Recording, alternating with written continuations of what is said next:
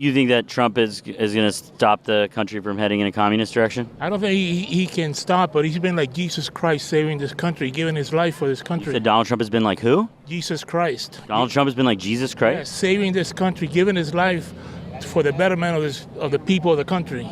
What? In what way? He's given his worth, his time.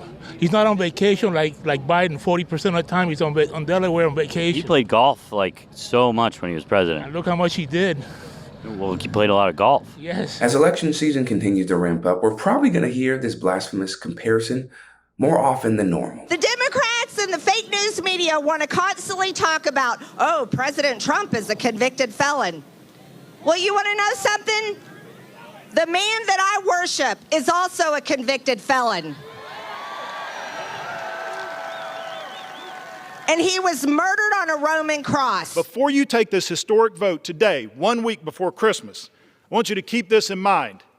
When Jesus was falsely accused of treason, Pontius Pilate gave Jesus the opportunity to face his accusers.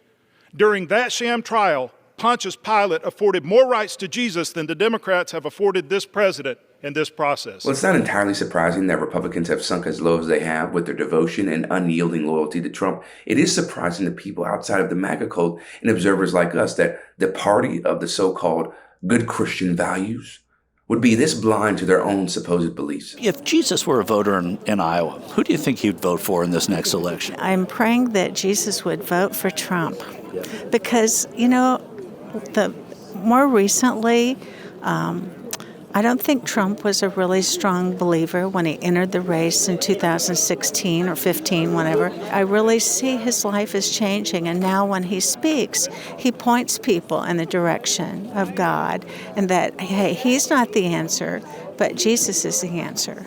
And President Biden goes to church every Sunday, right?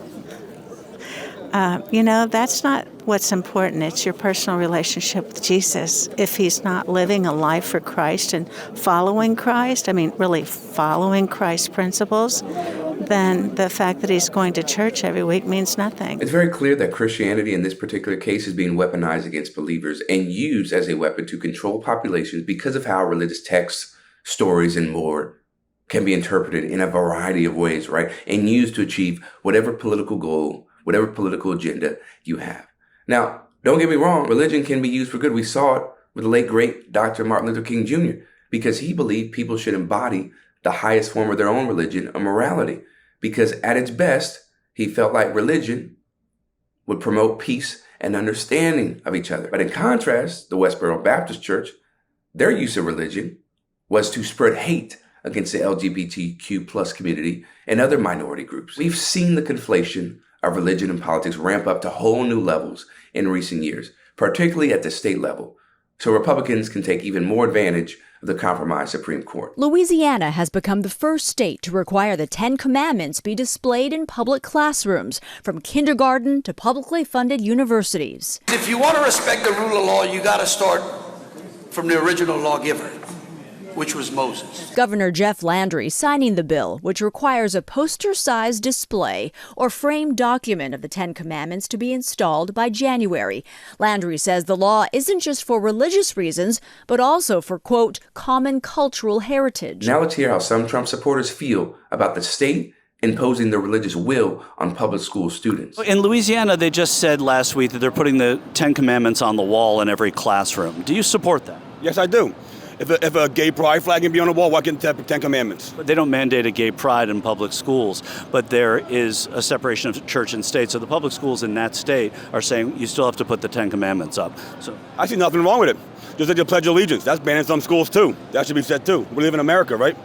And what about if our Jewish friends and Muslim friends have kids at that school and it sort of, confuses their kids or whatever? Are you okay with that? That's the job for the teacher to adapt to it. How do you feel about that?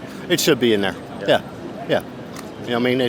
They just don't want to have Jesus in their lives. Well, what do you say to your Jewish friends whose kids are there, or your Muslim friends whose kids are there? That's fine. They don't have to follow. They can just go with it. I went to school with Muslim kids, Catholic school, Holy Child, 5200 Broad Street. Everybody got along, and you respected everybody. Respected their religion. It is astounding the stupidity that comes out of people's mouths these days. How are you going to make these false equivalencies about Well, they have the pride flag up. Well, we do the Pledge of Allegiance. What is that? Yeah, that is fine, because that doesn't have to do with religion. Putting the Ten Commandments up there, which has to do with Christianity, that is unconstitutional if you look at the Constitution.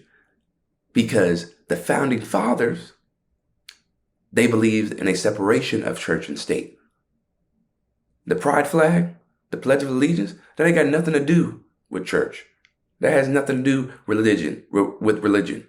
But the Ten Commandments, oh, that does. And that can certainly alienate, perhaps, people who are not Christian, people who are Jewish, people who are Muslim, and so many other types of religions.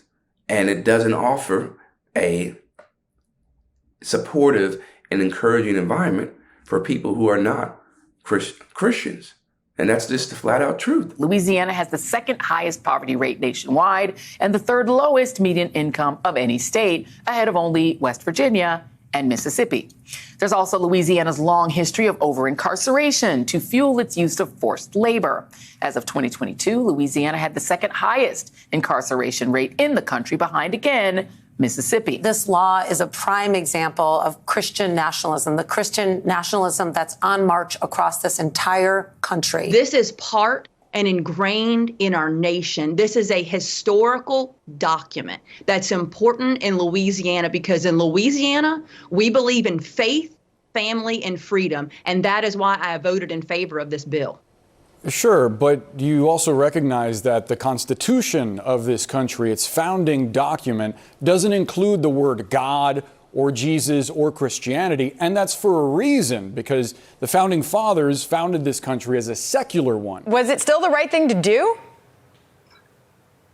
I mean, I didn't know that living the Ten Commandments is a bad way to live life. I didn't know that it was so vile to obey the Ten Commandments. I think that speaks volumes about how eroded this country has become. I mean, look, this country was founded on Judeo-Christian principles. And every time we steer away from that, we have problems in our nation. It is ridiculous that a state like Louisiana, with all the problems they have, would be passing a bill like this, because you're wasting your time, your resources, and money on trying to promote Christian nationalism in these schools, when you could be using it to improve voters' material conditions. Because as you saw there in the clips, it's not looking good for the poverty rates and the median household income. And then let's also talk about how, while yes, Louisiana schools are improving, there's still a whole lot of progress that has yet to be realized.